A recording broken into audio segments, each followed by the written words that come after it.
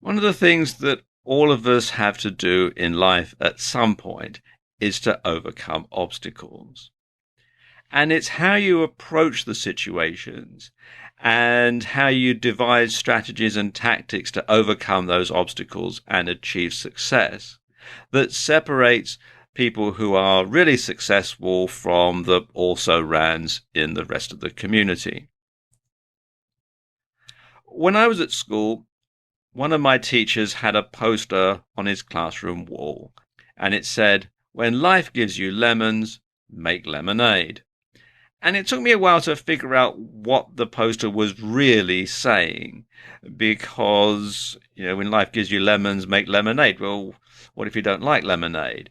But really, the message of the poster was that you need to make the best out of what you've got. You can't always have a smooth situation. Sometimes you might have some lemons. Well, you need to do something about that, and the way to do that is to make lemonade. And every obstacle can be turned into an opportunity. You just have to learn how to approach it differently to most people. And this takes creativity and perseverance. And in fact, some of the most successful people on the planet have had to overcome obstacles that would finish off most people. And often this involves thinking outside the box. Now, according to Wikipedia, thinking outside the box, also known as thinking out of the box or thinking beyond the box, and especially in Australia, thinking outside the square, is a metaphor that means to think differently, unconventionally, or from a new perspective. And this phrase often refers to novel or creative thinking. The term is thought to derive from management consultants in the 1970s and 1980s, challenging their clients to solve the 9 dots puzzle, whose solution requires some lateral thinking. Now, basically, as you can see on the screen here, you have a grid of 9 dots. And the goal of the puzzle is to link all 9 dots using 4 straight lines or fewer, without lifting the pen and without tracing the same line more than once. So, how would you solve this puzzle? Pause the video now and give it a go.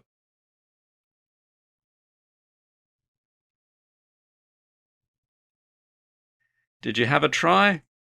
Well, here's one solution, and you'll notice it involves thinking outside the box. The instructions say you've got to use 4 lines or less. They don't say that you can't go over the edge. Anyway, back to what I was saying earlier about successful people overcoming obstacles. Did you know, for example, that when Thomas Edison's laboratory and factory burned to the ground, he didn't do what most people would do and go, "Oh no, that's it, I'm finished." Instead, he saw the opportunity to rebuild and make it newer and better. And this enabled him to take advantage of new technologies, many of which he'd invented, and go on to make even greater discoveries. Bill Gates' first business went bust, so raising finance for his next venture must have been a real obstacle. You go to the bank manager and ask for a loan, and they want to know what your experience is in business, and you say, "Well, my first company went bankrupt with massive debts," and the bank manager will say, "Thank you very much," and show you out the door.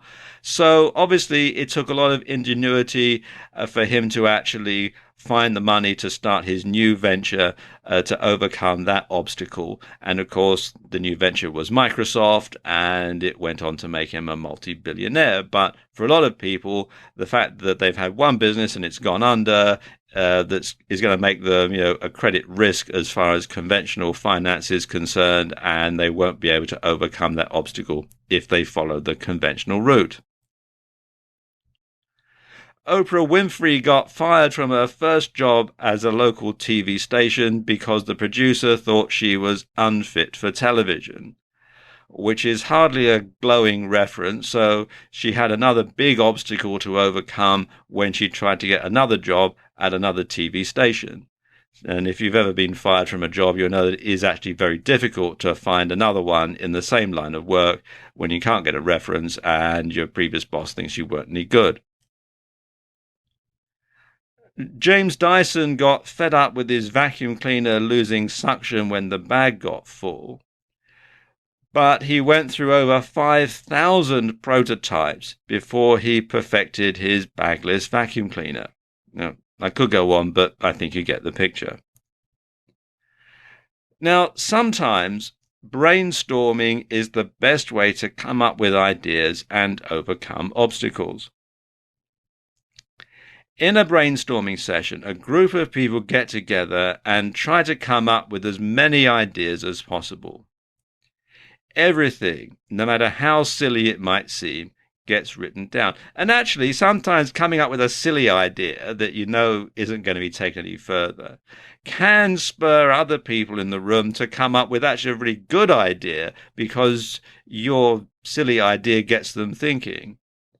Now, all these ideas get whittled down to a few good ideas or solutions that are researched further, and the best idea is acted on or put into practice. And the best thing to do in a brainstorming session? You guessed it, think outside the box.